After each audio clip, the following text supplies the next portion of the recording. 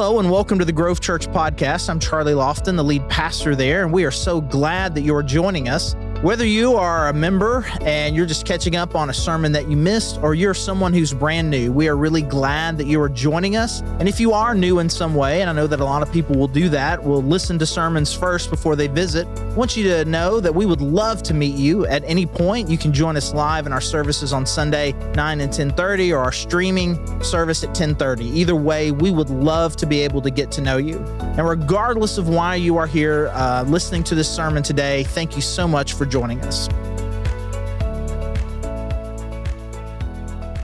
Hey, good morning. Hey, if you're new, I'm Charlie, lead pastor here, and really glad you are worshiping with us today. And we are getting ready for Easter. We're in the middle of a series. It's going to lead us up to Easter, which is in 2 weeks, April the 9th. And I just kind of want to, if you were here last week, we mentioned it, we'll probably mention it again until Easter.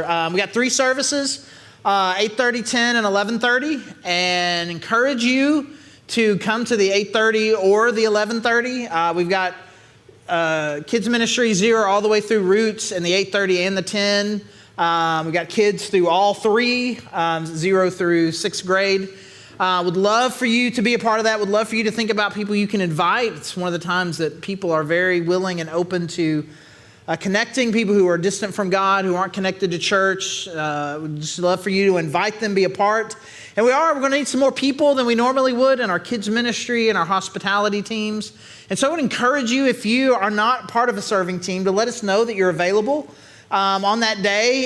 You can do that. You can fill out a card. You can talk to the people at the Connect desk. You can do that online at thegrovechurch.org/connect. But we're going to need to start filling those spots so that we can make sure we've got enough people to love our kids and to greet people really well. Really excited about that day. I've mentioned this many times before, but we are the kind of church that gets really excited about people who only come to church once a year. We just consider it a privilege to be able to love them, love their families, and to share Jesus with them. So we're looking forward to that, worshiping together, and also just a great outreach to our community. And so we are in the middle of this series. We're talking about a better hope. And we're going to see the verse where that phrase actually comes from here in a little bit. And it got me thinking about this thing that was, I've started to embrace the fact that I still think of myself as way younger than I am, but it's fine. I'm old. I'm getting old and older. I get it. And so I'm just going to just start talking about, I'm more comfortable talking about things that just date me completely. How many of you are, in fact, old enough to remember something called the Pepsi Challenge? Like you lived it, right? I looked it up to make sure. It started in 1975. And I had pretty vivid memories of this when I was in elementary school. And what this was Coke then, and still is, kind of the dominant brand of soda over Pepsi. And so this is front of my mind because my wife, she works for a market research company. It turns out kind of the founder of her company, her boss's boss's boss, right? Or whatever, was like instrumental in this happening. And so what they would do is they would do these blind taste tests, like they would set up in like grocery stores or whatever, a blind taste test with 2 different things of soda, and you would taste both, not knowing it was. And it turns out people were picking Pepsi over Coke, and they would just go around they were promos. And as a 6 and 7-year-old, even like at that age, I was like, I didn't buy it. And it turns out the study was highly flawed. And there was I got lost in the internet looking this up the other day, but it was about how it was awful. But anyways, and my brother and I, so I'd have been, 1977 or something. I'd been 6, he'd have been 12. We always wanted to go to the grocery store with Mom when she would go shopping. Why? Because we thought there was a chance that not only would the Pepsi Challenge be there, but that we could beat it by, of course, endorsing Coke, which was better. As if corporate Pepsi was going to spend any amount of money to send a commercial crew or anyone to the Brookshires in El Dorado, Arkansas, and then it just wasn't happening. But we were convinced that we're going to be able to do this. And apparently, people were picking Pepsi, and apparently, and this is what you came here for, right? History of sodas in 70s and 80s. Anyways, Coke believed this, that there was something wrong. And so how many remember this? You can be a little bit younger. Remember New Coke? Anybody? New Coke? Still the same old people. Okay, fine. Coke changed its formula and just got rid of Coke and came out with this thing called New Coke, which in fact did taste more like Pepsi, but it wasn't Coke. And people were furious.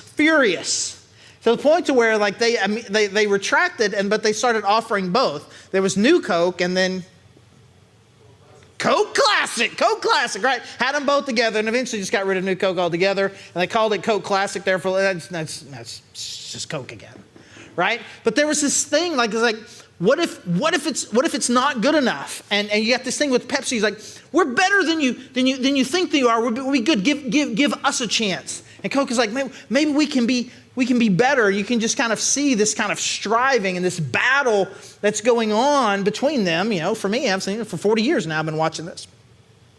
And we have that same sort of just kind of weird striving in us of just like, am I doing this right? Am I doing life right? Am I good? Am I doing the right things? Am I becoming the right person? And we have this thing, and we find ourselves very often just kind of in this weird striving, thinking that what we're doing is we're not good enough, or we kind of give in. Like I'm never going to be good enough, and we're trying to figure out where life is. Where is it? Where can I really find it? And for the people that the author of Hebrews is talking to, they grew up in this tradition. They grew up in a Jewish tradition, and they followed all these Jewish rules and followed all these Jewish laws, and then they found Jesus, and they found what they thought at least was they found this better hope, this better way of connecting. But then they get there, and then they find themselves slowly starting to drift back. Well, maybe this was better. Maybe this was better all along. And the author here is like, listen, you know how you grew up, and you know that it wasn't working, and you found this better hope in Jesus. Why are you now drifting back to this thing that is not? That he's going to say, we'll see it today. There's no real hope at all. And we find ourselves today in the passage is in Hebrews chapter 7. And in Hebrews chapter 7, what we're going to do is we're going to kind of do this thing. Very often in passages like this, kind of the big idea, you find it in the middle. And we can either work our way through it, or sometimes we'll do this. We'll just kind of start in the middle and work our way out. Because not only is this big idea found in the middle of this passage, but we really find ourselves in the middle of the book altogether, where there's a big idea that he is trying to get across to them as they find themselves having experienced Jesus but drifting away. And like very similar to us, and we think, man, like we spend a whole lot of time like I can do this on my own. I can do life on my own. Wait, I need Jesus. And then we drift back into maybe I got to do this on my own. And this is the big idea that he has for them in Hebrews chapter 7, verse 11. If perfection could have been attained through the Levitical priesthood, and indeed the law given to the people established that priesthood, why was there still need for another priest to come, one in the order of Melchizedek, not in the order of Aaron?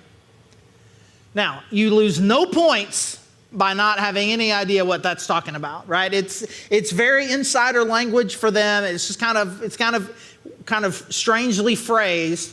But I promise you, we're going to kind of dive into this, and there's an incredible, deep, powerful truth here. So what is he saying? He's like, if perfection could have been attained by the Levitical priesthood, that word Levitical, talking about the Jewish tribe of Levi. So there were these 12 patriarchs there that kind of started these 12 tribes of Israel. They were all brothers, and one of the brothers was Levi, and it was kind of decided during the time where the Old Testament law was given that all of the priests were going to come from the tribe of Levi. And so if you were from the tribe of Levi, you were in a priestly family, and that all the priests were from Levi, and you were only a priest if you were from Levi. And so the Levitical priesthood, that's just kind of a way of saying the priests that came from the tribe of Levi, that kind of represent this Old Testament system of you do something bad, you have to follow all these rules. If you break one of these rules, you have to do this sacrifice. You do the sacrifice, you can get back even with God, and you have to follow all of these rules. So what he's saying, if perfection could be attained that way, if you could achieve what you need to achieve with God, you can be perfect. Your sin can be done away with. You can be in right standing with God. Any number of ways is a phrase. If it worked, if you could be perfect with this Levitical priesthood, then why did God have to send another priest? Why would he have to do it? If this was working, why did God do this? Why did God have to send someone else? And who he's referring to, he's talking about Jesus. If the Old Testament rules could work, if you could get perfect on your own, if by following rules and doing all the sacrifices, what you needed to gain and maintain a relationship with God, if that worked, why did he have to send Jesus? Which I believe, and we'll say it this way, I think this is an incredibly important question for us to ask and answer. If being good can save you, why did Jesus come? If there's all sorts of different ways to God, if by following certain teachings, if by following certain rules, if living a certain way, if being a certain kind of person, if that's good enough, why did Jesus have to come? Why did he have to come? Because people were fine. Like, you understand? Like, hey, you live a good life, and God will look at that and say, good job, buddy. And while we may not be gravitating back towards following Old Testament law, what we tend to gravitate towards, whether we think about it in these terms explicitly or not, it's kind of like those balancing scales. We think about it as like, what? How are you and God doing? Well, I'm doing pretty good. I do more good things than bad things. I'm a good person. And we think as long as my good outweighs my bad, I'm fine. Or maybe not just a little bit. It needs to be a lot. Like, I'm a much better person. Or I'm a better person than other people. We think about it in those terms. This is kind of what we revert back to. And if that were good enough, why did Jesus have to come? If all you had to do was be a relatively good person or a better person than some of the people that you know, why did Jesus have to come? This is what he's asking them. You know that Jesus had to come, and you know that this other thing, it doesn't work. And so in order for this to make sense, in order for it to make sense that these people need to think, I've got to go back to following all these rules, what they did is they began to diminish who Jesus was. And if you were here a couple of weeks ago when we started this series, that's where it started. With him just kind of straight out of the gate talking about how incredible and powerful Jesus is and how he is in fact God himself. He's not just some teacher. He's not just next in the list of prophets, guys. And that's where they had it in their brains. Well, Jesus had some cool things to add to this puzzle that I have about how to be a good enough person to please God and live life. And too many of us, especially out there, but even a lot of us in here, we kind of do that, where we just kind of have this kind of pick and choose kind of recipe that we're making, or it's like, well, I'm trying to be a good person. I'm trying to live life, and I need a little bit of God in my life. And so I'm going to take detachment from Buddhism. I'm going to take karma from Hinduism. I'm going to take devotion from Islam. I'm going to take kindness from Jesus. And I'm going to take this, I'm going to put it all together and put this mixture together that allows me to then, well, now I can be a good person. I can please God. I can live the life that I'm supposed to. And like somehow by my own creation, by my own activity, by my own goodness, I can have hope in this life and in the next. And it just doesn't make sense. Because Jesus Christ, the Son of God, had to come. And not just to give us more teaching, not just to be the next in line of a long line of prophets, but to, as the Son of God, to sacrifice himself so that we might have life. And that is essential. And because that is essential, we need to get out of this mindset that says that being good can save you, which is this thing that they're drifting towards, which honestly, so many of us are always drifting towards. How is your relationship with God? You immediately go, how am I doing? What am I doing? Am I being a good person? We think of life. We think of hope. We think of heaven. We think of being right with God here, living the good life. Like it's about who I am and what I do. And we minimize and diminish what Jesus did and how essential it is to our life. And it is, in fact, the greater hope. And so as he's talking about this, he says this, and he says it again in a weird way. So again, he's talking about, hey, you can't achieve it through the Levitical priesthood. Why was there still need for another priest to come, one in the order of Melchizedek? Now, I'm just going to skip past that, right? Because we all are fully familiar with who Melchizedek is and his significance in the Bible, right? We can just skip past that, right? We just all in agreement. Melchizedek. I'm all right, right there. No one knows who that is, right? And so he says this, and this comes from a story. So we'll just ask the question. We'll ask it this way: who is that? Who is Melchizedek? And it's a metaphor that he is going to use. If you ever study all the book of Hebrews, he uses it over and over again. And this story comes from Genesis chapter 14, and it comes from the story of Abraham.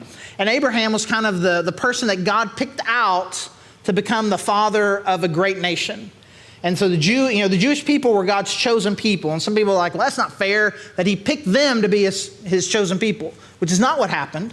He picked one guy and said, I'm going to make my nation, I'm going to make my people out of you. And this is who Abraham is. So he is the father of this entire religion, the father of this entire race of people. He's kind of revered above everyone else.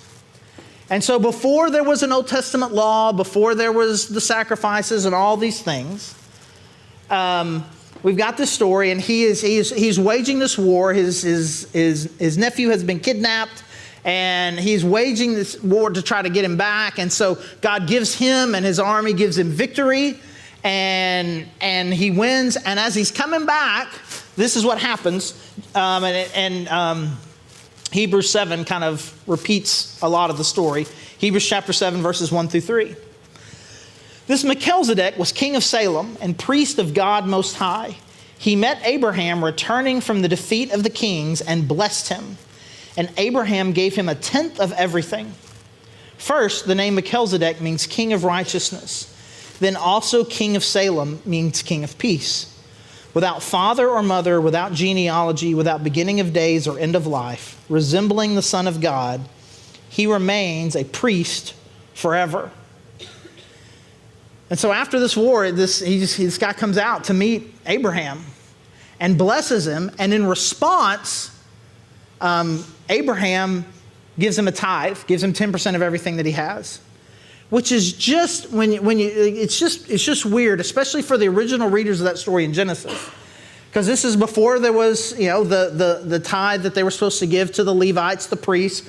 There weren't any real priests at this point. This is the first time we kind of get this idea. This guy's a priest. He's a priest of the Most High God, but he's not a Jewish person. There aren't even any Jewish people around. Like how he's just this mysterious figure, and the way that Abraham responds to him is like he receives this blessing and essentially what feels like an act of worship gives him a tenth of what he has. And so the point that the author here is trying to make, it's like we've got these priests and they tell you what to do and they tell you what the rules are. And if you break a rule, they tell you how to make up for it by following these certain sacrifices.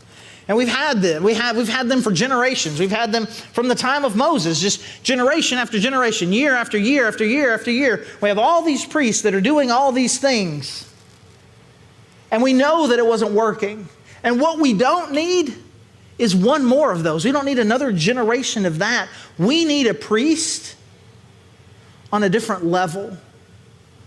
Someone greater than that. Someone who is beyond that. Someone who is so great that even the father of our entire family, our entire race, when comes before him, is overwhelmed, receives this blessing unconditionally, and feels like all I can do is give him my full devotion.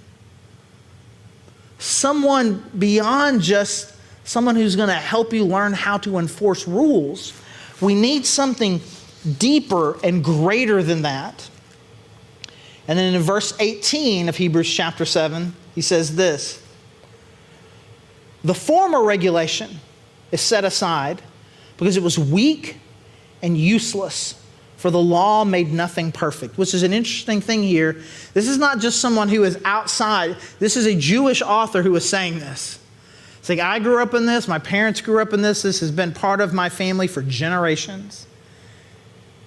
And trying to follow rules to get right with God, it is weak and useless. People have been trying it as long as we've been around, and it's not working. And just because we take the Jewish out of it and we take the sacrifices out of it, it's the same thing for us.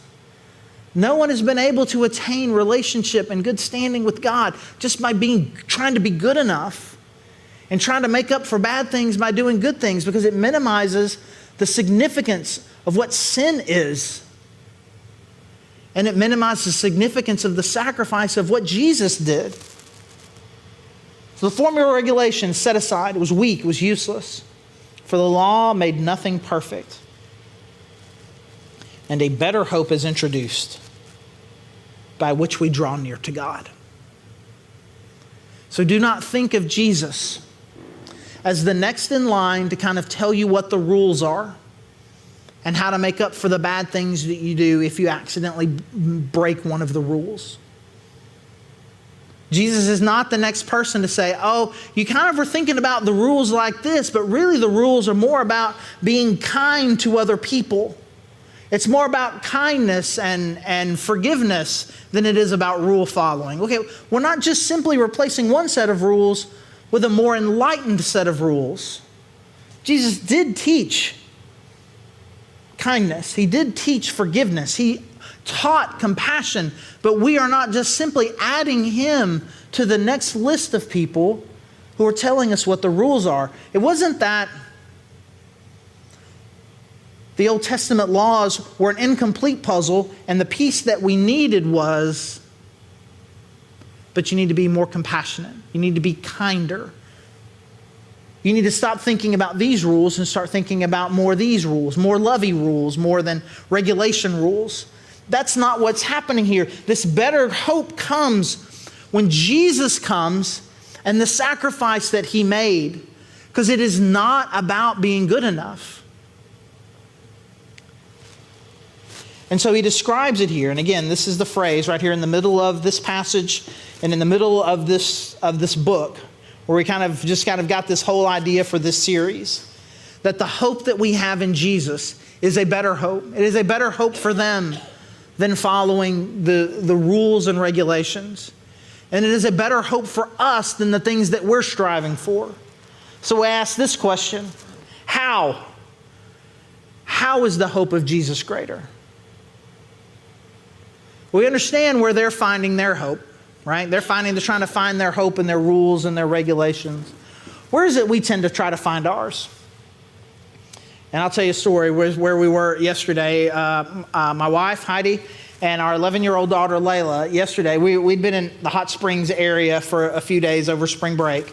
And on Saturday, we went to the Crater of Diamonds, the diamond mine down there in Murfreesboro, Arkansas. Who's been diamond hunting? Who found a diamond and got rich?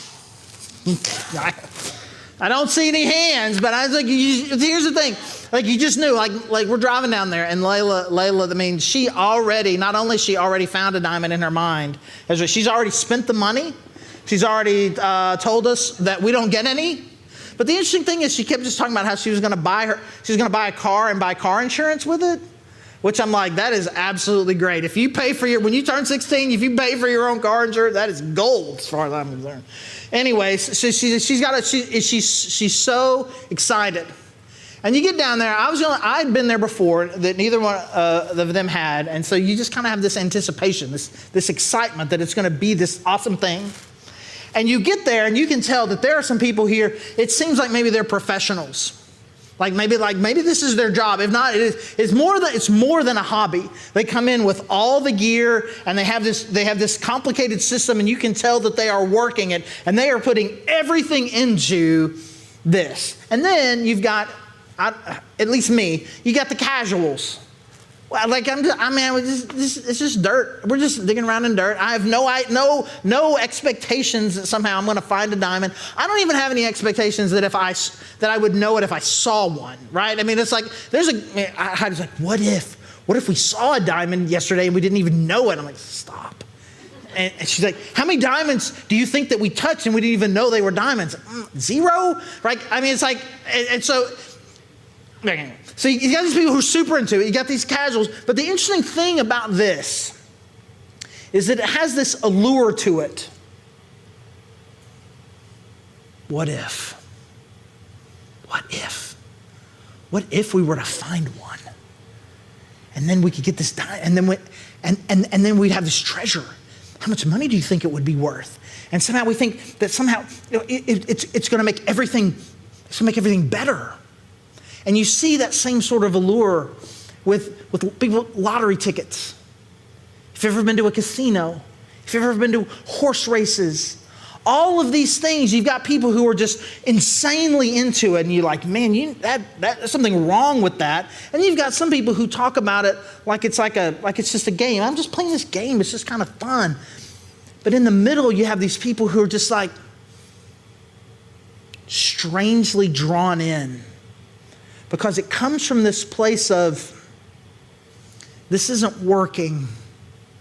This isn't working. And I am just one break away. One good break away of fame or fortune or power. And if the numbers just hit, if the scratch just comes right, if the horse comes in, if I just happen to find this diamond, then my life can be. And I am just one bit of fortune and luck away. And I hope, and so I'm going to go to the convenience store one more time. And don't tell me that the odds are in the trillions. Because it's not that, it's this hope that I cling to. That somehow I'm just one break away from experiencing real life. And we judge the people who that's all that they have. While we kind of sit here in this weird middle of, I know I need God a little. But if you ask me what makes me hopeful that life can be better, it's fame, it's fortune, it's a little bit of luck, a little bit of something. But Jesus is in fact the greater hope, the better hope. And he gives us like 3 different reasons for this. Hebrews 7, verse 20. And it was not without an oath.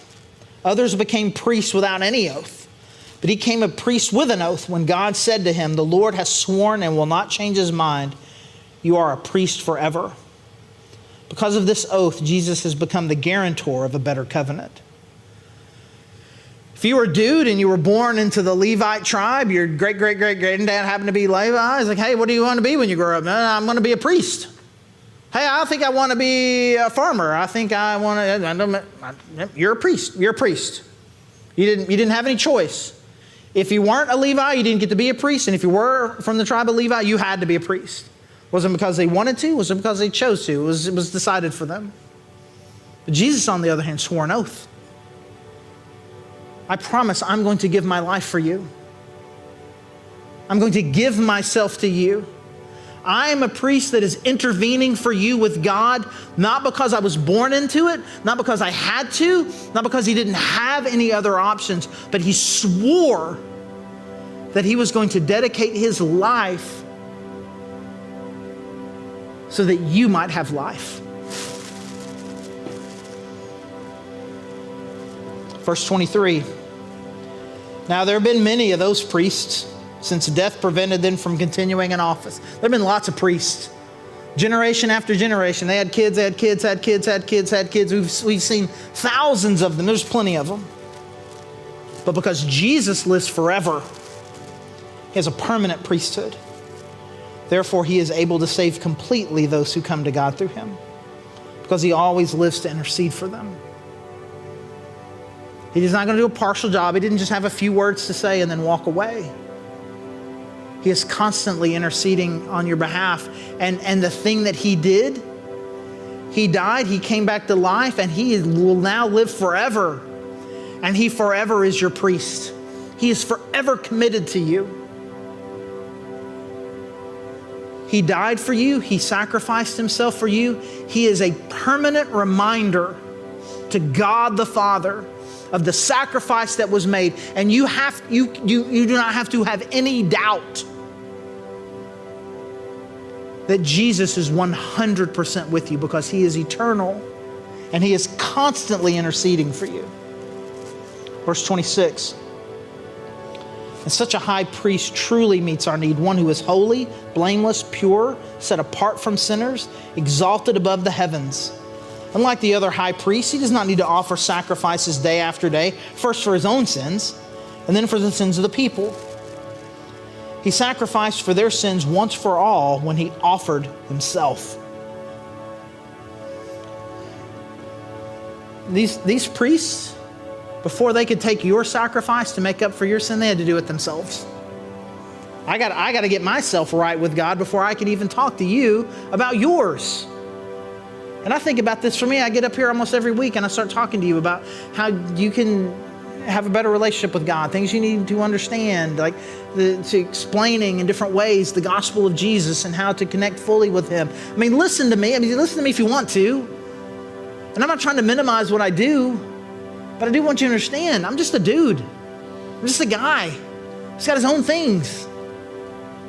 And all the people who are telling you how to live, how to have hope, where life is, it's just other people trying to figure it out the best that they can. That's what he's saying. He's like, man, you got these priests.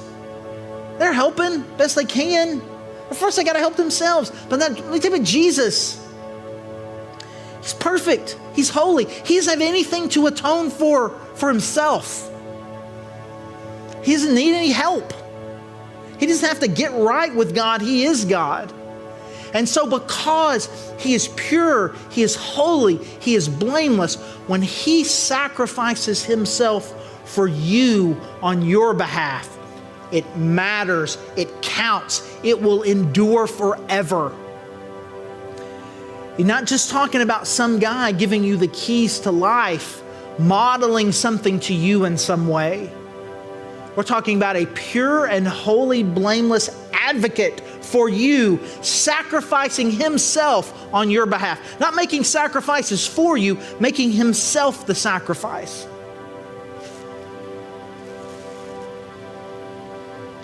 He sacrificed for their sins once for all when he offered himself.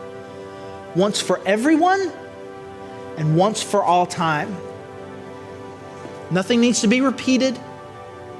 No work needs to continue to be done by you. And you don't have to live under the anxiety, the uncertainty of whether or not there's something better out there. The uncertainty or the anxiety about whether or not I can be good enough. We already know that we can't be good enough. That was the point of the whole first priesthood in the first place. Which is why we didn't need more of that. We needed more of this other type of priest. One with better hope. And because he swore to you, and he swore to God, I will be their advocate, I will be their priest forever, I can trust him. And because he lives forever, I know that the hope that he offers me is eternal. And because he has no flaws or sin of himself to deal with, I know that his sacrifice for me counts once for all. I don't have to keep coming back. I don't have to keep worrying about whether or not I'm good enough, because Jesus, this priest, this better priest with the better hope, he sacrificed himself for me. And let us, as we sit here today and as we prepare and we think about what is coming with Easter, let us allow this better hope to sink in a deep and powerful way. Let me pray. thanks again for joining us on our sermon podcast, and you can learn more about us at thegrovechurch.org. And if you go to thegrovechurch.org/connect, there's a form you could fill out. Just let us know that you've been listening. And if you want to dig deeper on some of these topics that we cover in our sermon podcast, or just in other issues of dealing with culture or theology, those kinds of things, you can check out our Cultivate podcast, which is on the same feed, however you found this particular podcast. So again, this is Charlie, the lead pastor at The Grove, and thank you so much for joining us.